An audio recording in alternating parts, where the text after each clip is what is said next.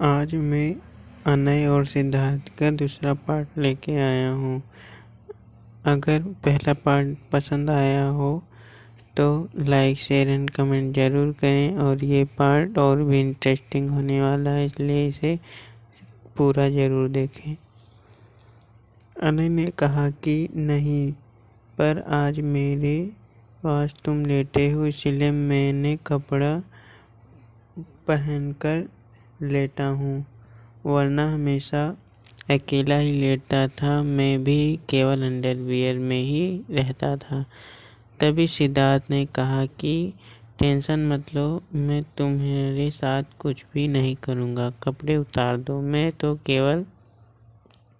सिद्धार्थ ने कहा, मैं केवल मजाक कर रहा हूँ, पर जिसमें तुम कंफर्टेबल हो वही करो, और तुम भी कपड़े उतार दो।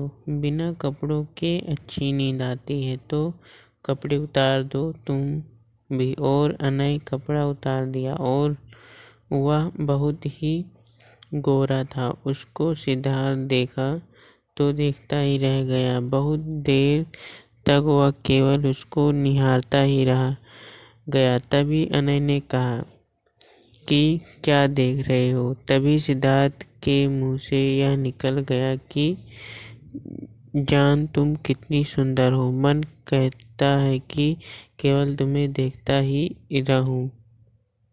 तभी सिद्धार्थ कुछ नहीं आकर लेट गया, वह भी लेट गया। दोनों ने बहुत बातें की। सिद्धार्थ सो गया, अनय अभी भी जग रहा था, और वह सिद्धार्थ के पूरे शरीर को गौर से देख रहा था।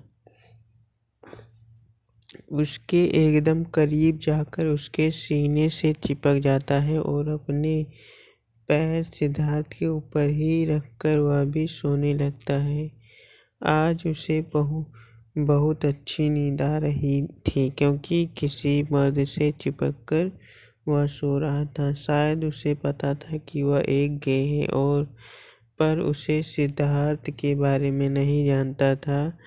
दोनों एकदम चिपककर सो रहे थे। सुबह हुई, सिद्धार्थ की नज़र खुली तो वह अनय से दूर हो गया। तभी अनय की भी आँख खुल गई। तभी सिद्धार्थ, मुझे माफ़ कर दो, मैं एकदम तुमसे चिपका हुआ था, मुझे होश ही नहीं था कि मैं किसके साथ हूँ। तभी अनय, तुम माफ़ी क्यों मांग रहे हो? कोई बात नहीं, मुझे भी तो नहीं पता था कि कोई मेरे साथ लेटा है। हमेशा अकेला ही लेटता हूँ, इसीलिए मैं पूरे बिस्तर पर घूम घूम कर सोता हूँ, इसीलिए इसमें मेरी भी गलती है। इसीलिए कुछ भी सोचने की ज़रूरत नहीं है, और चलो फ्रेश हो जाते हैं। और दोनों नीचे चले आए। नाश्ता करते हैं। दोनों फ्रेश होकर कपड़े पहनकर नीचे आए।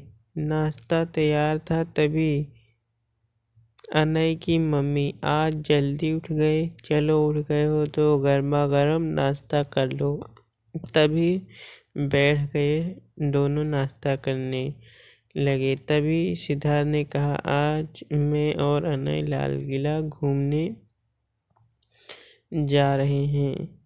सबने कहा कि जाओ, पर शाम होने से पहले दोनों लोग घर वापस लौट आना।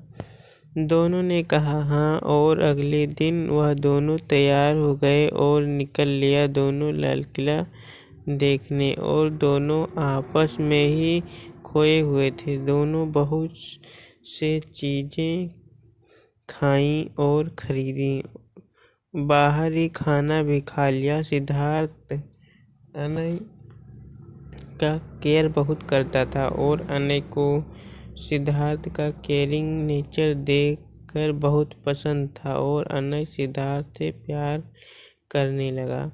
वह घूमते घूमते कब रात हो गई, तब वह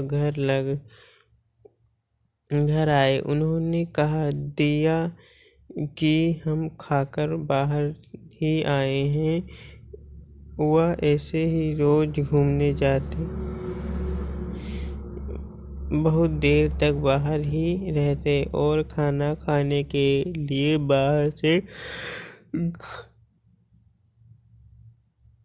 घर आते। बस और फिर बाहर चले जाते। एक दिन अनय ने कहा कि वह आज सिद्धार्थ को वह बता ही देगा कि सिद्धार्थ दोनों कितना प्यार करता है। आज वह घर गया। रात हुई, दोनों लेटे। तभी उसने अनय ने कहा कि मैं तुमसे कुछ कहना चाहता हूँ। तभी सिद्धार्थ ने कहा कि मैं भी तुमसे कुछ कहना चाहता हूँ, पर अनय पहले तुम कहो। तो अनय ने कहा कि मैं तुमसे प्यार करता हूँ। अनय ने कहा मैं भी तुमसे प्यार करता हूँ। तुमसे मैं हमेशा तुम्हारे साथ ही रहना चाहता हूँ, कभी तुमसे दूर नहीं होना चाहता। सिद्धार्थ ने कहा मैं भी तुमसे दूर नहीं जाना चाहता, मैं तुम्हें भी साथ ही लेकर अपने साथ ही लेकर जाना चाहता हूँ। क्या तुम्हारे परिवार वाले मेरे साथ जाने के लिए मान जाएंगे? तो अनय ने कहा कि अगर वह नहीं माने तो भी मैं तुम्हारे साथ ही चलूँगा और तुम्हारे साथ ही रहूँगा।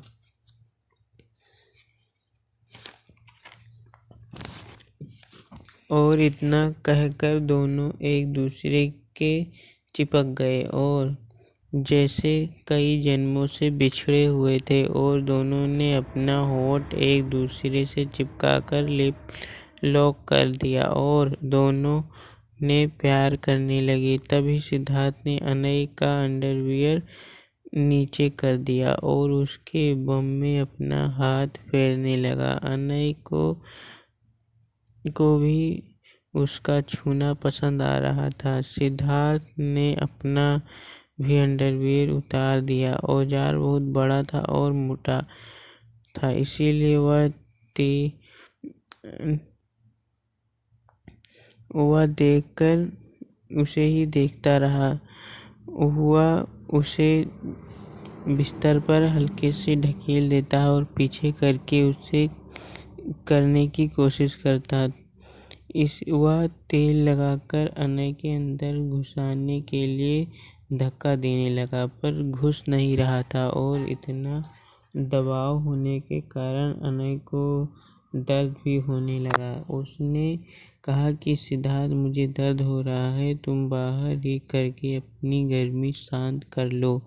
उसने अनय के मुंह में दे दिया और उसके मुंह में ही देता रहा और मुठ मार कर अनय के बम पर अपना तरल गिरा दिया। तभी सिद्धार्थ ने कहा कि तुम भी अपनी गर्मी शांत कर लो, और सिद्धार्थ ने अनय की औजार अपने मुंह में ले लिया। उसका औजार छोटा और पतला था और अनय भी मुठ मारकर सिद्धार्थ के छाती पर शांत होता है। अनय ने रुमाल से खुद पर से तरल को पोंछा और दोनों सो गए। सुबह हुई तो दोनों रात को कपड़े उतार कर ही सो गए थे एक दूसरे की बाहों में। तो वो दोनों उठकर कपड़ों को पहनकर बाहर आ गए, पर रात को सब कुछ होते होते कुछ न हुआ। अनय को सिद्धार्थ से आज नजर भी नहीं मिला रहा था और आज उसका